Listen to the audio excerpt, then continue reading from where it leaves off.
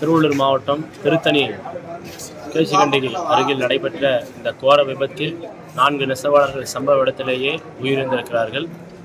இந்த விபத்துக்கு முக்கிய காரணம் சாலையில் நடைபெற்று கொண்டிருக்கக்கூடிய பணிகள். அதற்கு விதிமுறைகளுக்கு உட்பட்டு லாரிகள் கட்டுப்பாடு மீறி ஒரு விதிமுறையோடு வேகத்தை கட்டுப்படுத்தாமல் அதிவேகத்தில் செயல்படக்கூடியது ஒரு முக்கிய காரணம். சாலையில் மேம்பாடு பணிகள் நடைபெறுகிறது. நெடுஞ்சாலைத்துறை சம்பந்தப்பட்ட அதிகாரிகள் அதற்கேற்ற அறிவிப்புகளை முறையாக வைக்காமல் விட்டிருக்கிறார்கள். அதுவும் இதற்கு ஒரு முக்கிய காரணம். கல்குவாரிகள் அதிகமாக திருத்தணி பகுதிகளில் டிப்பர் லாரிகள் அதிக வேகத்தில் அதிக எண்ணிக்கையில் செல்கின்றன.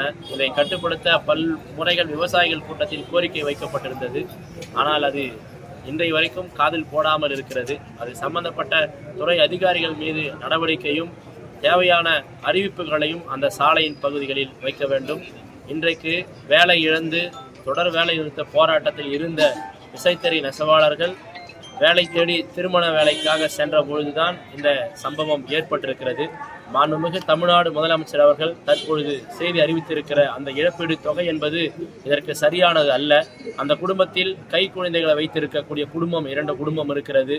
அது அவர் திருமணமாகி 7 லட்சம் ரூபாய் 8 லட்சம் ரூபாய் கடன்கள் வைத்து தொழிலுக்கு வந்திருக்கிறார்கள். அந்த கடன் தொகைகள் உள்ளிட்ட அனைத்தும் இருக்கிறது. இதை கருத்தில் கொண்டு உயிரிழந்தவர்களுடைய 4 குடும்பத்தில் உள்ள பெண்மணிகளுக்கு அரசாங்க வேலையை வழங்குவதுதான் இதற்கு சரியான இழப்பீடை தவிர மற்ற விபத்துகள் ஏற்படுவது போல நிதியை ஒதுக்கீடு செய்திருப்பது என்பது ஏற்றுக்கொள்ள இயலாத ஒரு சம்பவமாக வருத்தத்தை கொடுக்கிறது.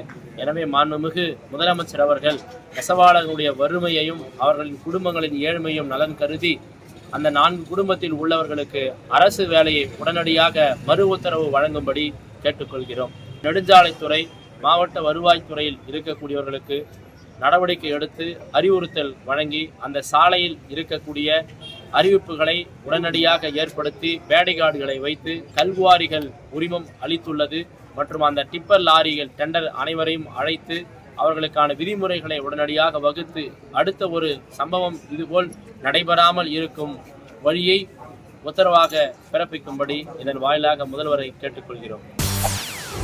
செய்திகளை உடனுக்குடன் தெரிந்து கொள்ள உடனே சப்ஸ்கிரைப் பண்ணுங்க.